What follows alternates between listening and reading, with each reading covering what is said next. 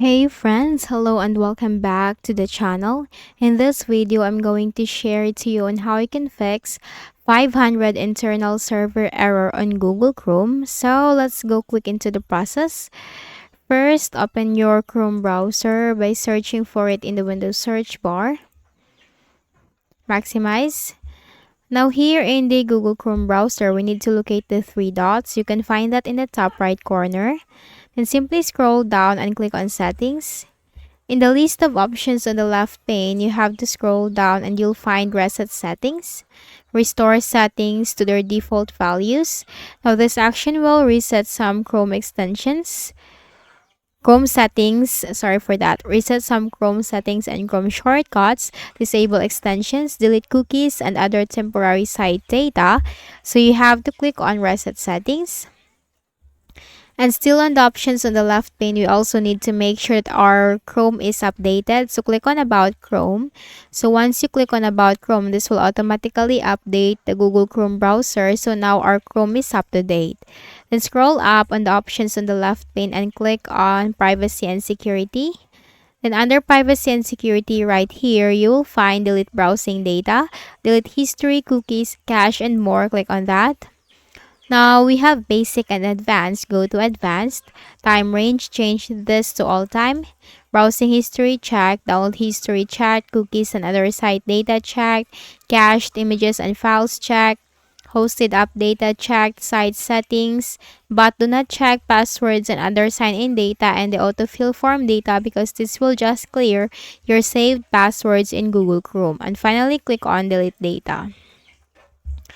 Now once done, simply close the Chrome browser. The next method is we need to press the Windows key and letter R button together to open the run window. Type here ncpa.cpl.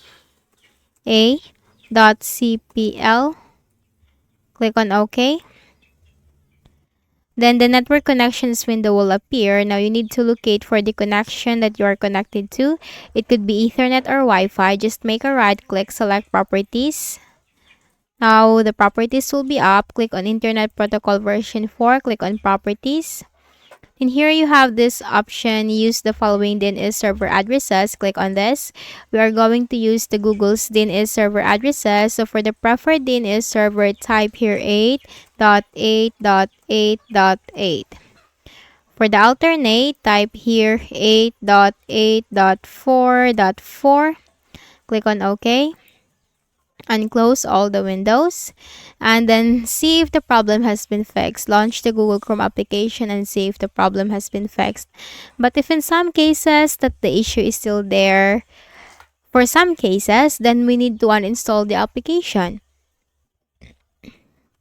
So click on the Start button, go to Settings. In the list of options on the left pane, you have to click on Apps, Installed Apps.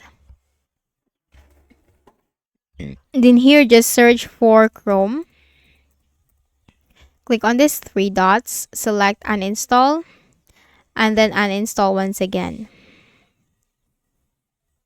Now once done, close this window and then bring up and open the Microsoft Edge browser. Maximize. Here type Chrome. Download, hit enter. Then you'll find this option from www.google.com. You are not going to click any other websites aside from www.google.com, which is the official website. Click on it. And simply click this Download Chrome button, which is for both Windows 11 and Windows 10. Now once the setup file has been downloaded, double click and then close the Microsoft Edge browser. And this is downloading the application. So let's just wait for this.